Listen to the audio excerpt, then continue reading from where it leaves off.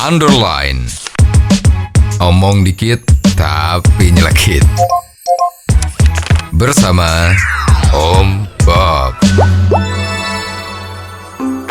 Om Bob, baru-baru ini ada wacana dari pemerintah untuk melakukan pensiun dini terhadap sekitar 1 juta PNS untuk menghemat anggaran negara. Bagaimana Om Bob menggarisbawahi masalah ini?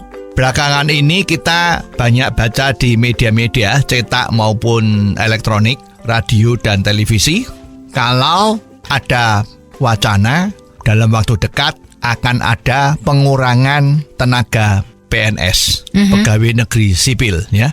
Istilahnya itu yang beken untuk perusahaan-perusahaan itu rasionalisasi, ya. Artinya kalau dipandang jumlah pegawainya itu tidak masuk akal, pasti terlalu banyak kan, maka akan dilakukan rasionalisasi, yaitu pengurangan tenaga kerja. Ya, sepertinya di Indonesia belum pernah ada pengurangan tenaga kerja PNS.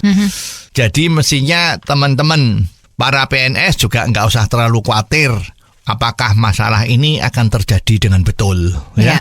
Karena negara itu kan kuat kan, ya amit-amit ya, negara itu kan jarang bangkrut kan. Kalau perusahaan, lah itu bisa bangkrut ya, karena beban pegawainya terlalu banyak. Lah, yang menjadi pertanyaan adalah apakah rasionalisasi PNS itu memang diperlukan?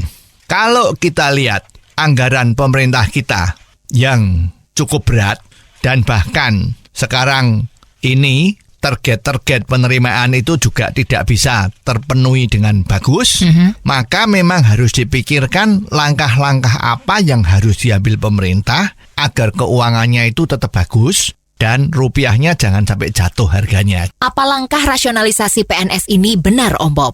Kalau dipikir dengan normal, dengan rasio yang tidak memikirkan hal-hal yang lain, mengurangi tenaga kerja itu, ya itu betul. Ya, karena makin banyak jumlah pegawainya, beban ongkosnya makin besar. Di negara-negara Eropa itu juga banyak kan, pensiun dari para pegawainya itu dikurangi. Ya, itu juga salah satu cara untuk mengurangi beban-beban pengeluaran dari pemerintah. Kita pernah dapat wacana bahwa apabila ada 1 juta PNS yang dirasionalisasikan, maka pemerintah akan bisa menghemat anggarannya setahun itu lebih dari 10 triliun. Ya, itu cukup besar kan? Kira-kira apa yang perlu dipertimbangkan kalau ini benar-benar terjadi, Om Bob? Yang perlu kita pertimbangkan adalah kalau ada pengurangan PNS, apakah pelayanan terhadap masyarakat itu menjadi berkurang. Titik tolaknya harus dipandang dari itu. Kalau kita boleh berkaca secara jujur, kalau kita lihat memang di instansi-instansi pemerintah itu sepertinya tenaga kerjanya terlalu banyak. Ya, kalau kita lihat jam kerjanya lebih santai, ya, jam kerjanya tidak sepadat perusahaan swasta. Cara bekerjanya pun tidak efisien, ya. Misalnya satu kerjaan bisa dikerjakan 1 orang, dikerjakan oleh 2 orang atau 3 orang. Ini sebetulnya memang tampak dari luar kalau pengelolaan tenaga kerja di pegawai negeri sipil itu tidak efisien. Nah, memang perlu dicoba, ya, tidak sekaligus tetapi perlu dicoba apakah memang kalau ada pengurangan tenaga kerja ini pelayanannya tidak berkurang. Dan juga efektif kerjanya tetap bagus. Ya, kalau itu terjadi, ya memang perlu dipertimbangkan karena beban negara itu kan juga termasuk beban rakyat juga. Oke, sebaiknya bagaimana PNS menyikapi masalah rasionalisasi PNS ini? Nah, kalau itu terjadi, sebetulnya ya PNS yang kena PHK oleh pemerintah tadi itu ya harus legowo, ya, karena toh pemerintah menjanjikan pensiun dini, ya, mungkin bisa diberikan sekaligus dan kemungkinan uang pensiunnya mungkin bisa juga tidak penuh, kan kemungkinan agak ada terjadi seperti itu.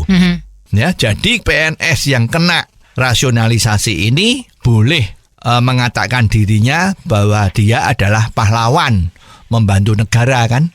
Karena kalau saya tidak diberhentikan sebagai pegawai negeri sipil, maka pemerintah bebannya terlalu berat. Tapi kalau saya dengan legowo turun, tidak menjabat lagi sebagai pegawai negeri, kan pemerintah menjadi bernapasnya lebih enak. Ya kan? Ya. Kan nggak ada masalah kan? Katanya kan semua harus berkorban demi negara. Begitu kan? Oh, jadi begitu ya Om Bob. Jelas deh sekarang. Terima kasih Om Bob untuk waktunya. Sampai ketemu lagi di waktu yang akan datang. Untuk kritik dan kasus yang perlu dikomentari Om Bob, silahkan kirimkan email Anda ke ombobindonesia@hotmail.com. ombobindonesia@hotmail.com. Underline. Omong dikit tapi nyelekit. Bersama Om